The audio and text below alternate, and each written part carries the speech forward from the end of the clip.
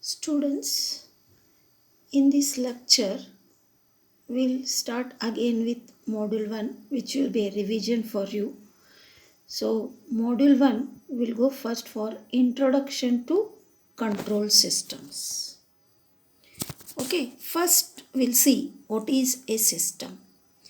A system is a collection of components that interact with one another and with their environment. So we can have the examples of system as human beings, mechanical devices, electrical switch. Next we'll see what is a control system. Okay, a control system is a collection of components that is designed to drive a given system, and that system can be a plant with a given input to a desired output. There is one more definition for control system. Control system is that means by which any quantity of interest in a machine, mechanism, or other equipment is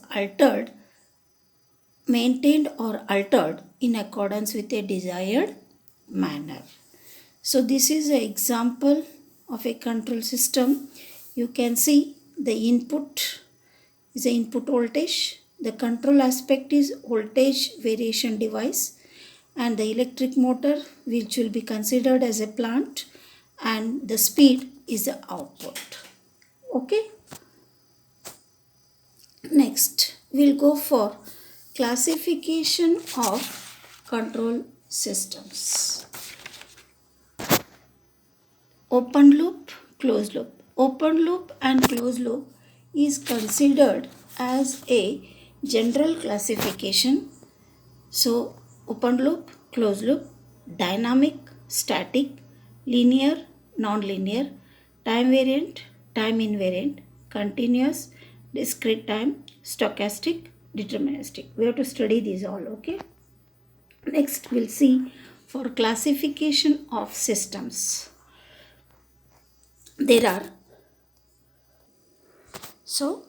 We'll see the classification of systems. There are several ways in which control systems can be classified. They can be classified based on state, principle of superposition, nature of signal flow, and also input output signal.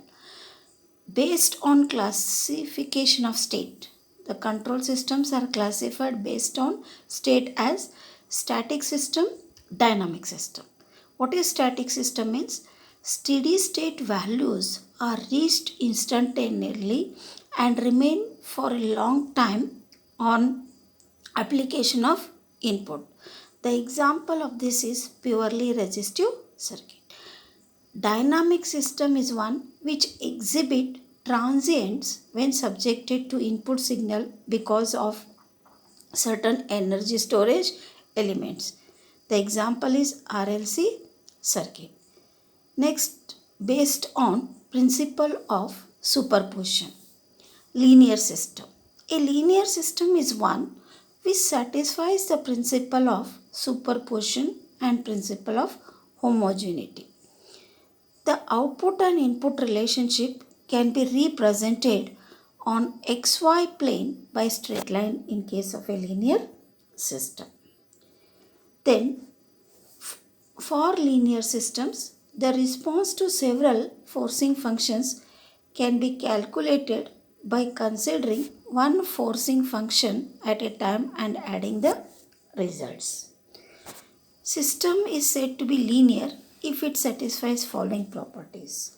First one, additive property. What is this additive property?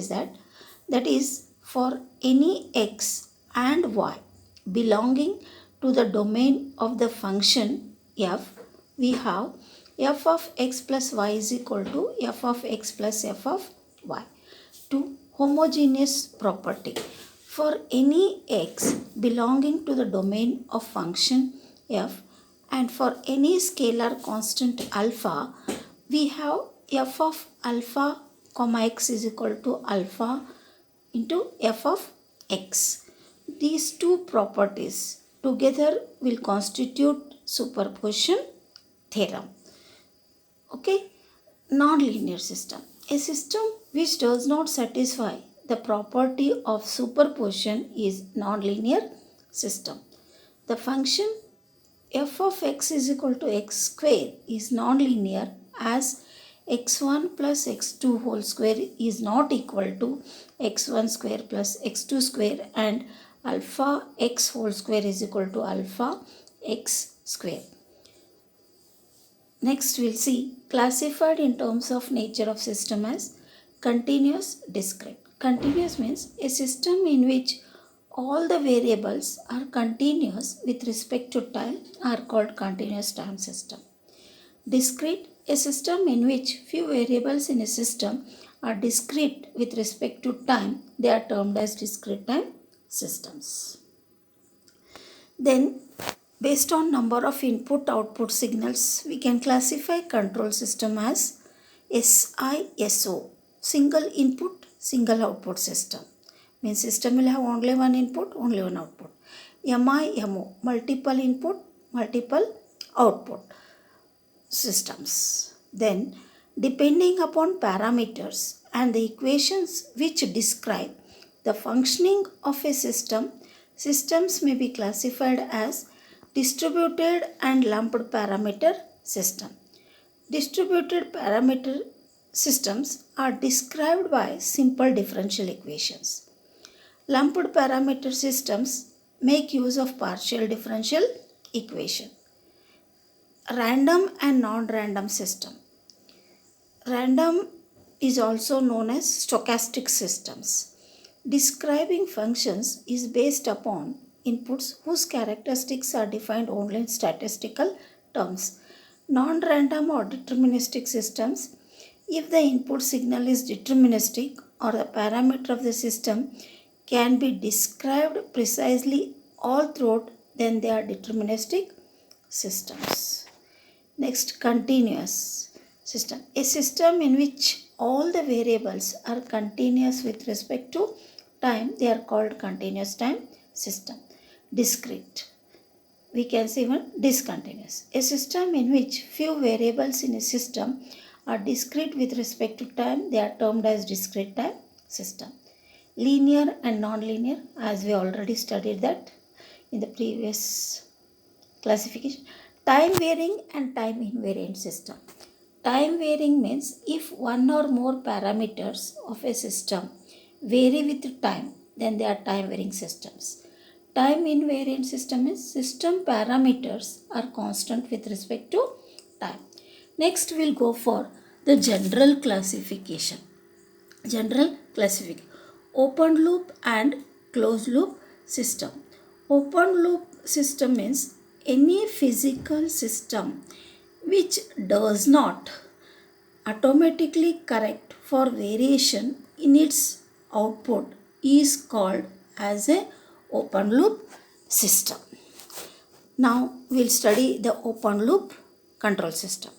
What is an open loop control system? We'll say first, any physical system which does not automatically correct for variation in its output is called open loop system.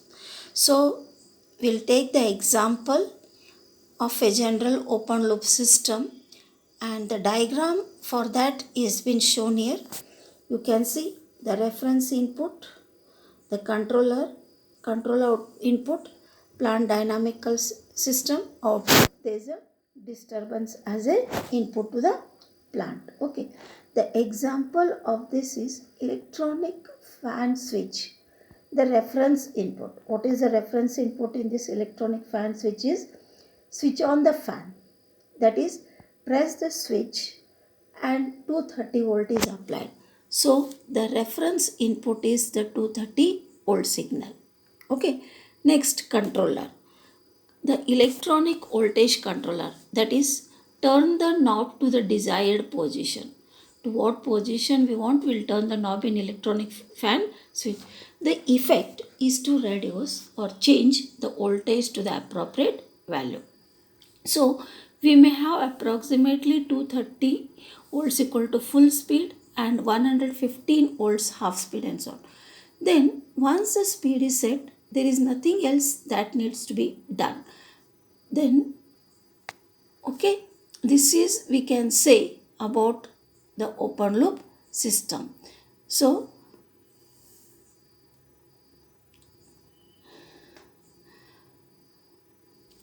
we can say an open loop system is one where there is no way to correct the error between the desired output and the actual output. Okay, next. So this is what I told about the electronic fan switch. Reference input, switch on the fan, that is press the switch, 230 volt is applied. So reference input is to hold 30 volt signal. Controller. So turn the knob to the desired position, which is the electronic voltage controller. The effect is to reduce or change the voltage to appropriate value. Once the speed is set, there is nothing else that needs to be done. There is no feedback from output to input. Next, we'll see about what is a closed loop control system. Okay, in this case, the aspect of feedback will come into account. We are going to consider the same electronic fan switch. Okay, to achieve the desired speed, the knob must be turned continuously. Okay, how much speed we want, then we need to turn the knob continuously.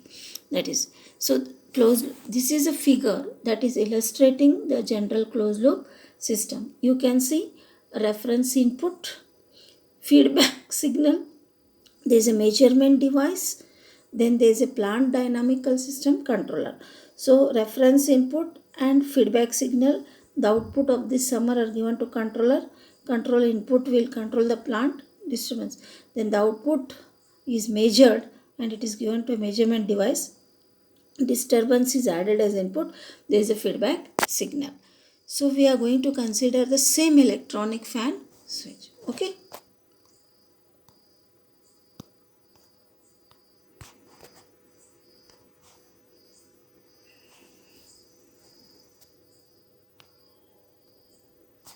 Okay, now we'll assume that we are looking at the fan blades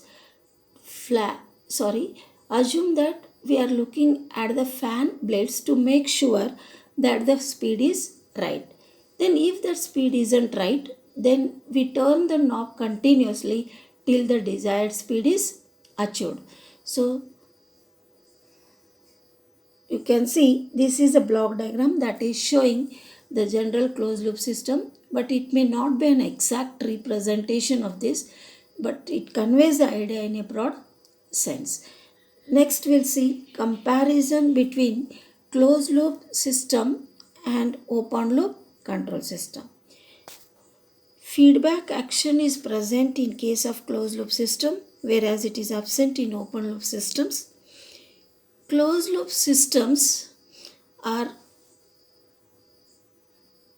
less sensitive to disturbances. Then the next is they are less sensitive to system characters or parameter variations. However, they have a tendency to oscillate. So closed loop systems are more accurate, they are less sensitive to disturbances, they are less sensitive to system characteristics, parameter variation, but however they have a tendency to oscillate. Next, this is a diagram that is illustrating the general input-output relationship. Now we'll see what is a model. A model is a mathematical relationship between the input and output of a system. It is an approximation of the physical system. A model may be described by differential equation, and those equation may be continuous time system or difference equation, which is discrete time system, or a combination of both, which is for a hybrid system. So this diagram is showing the input output model of a system. The reference input R of t, output y of t, the inside the block, operating component, plant, actuator, sensor, etc. Okay. So I'll stop here. You go through this. In the next lecture, we'll study about mathematical models of physical systems. Okay, go through this.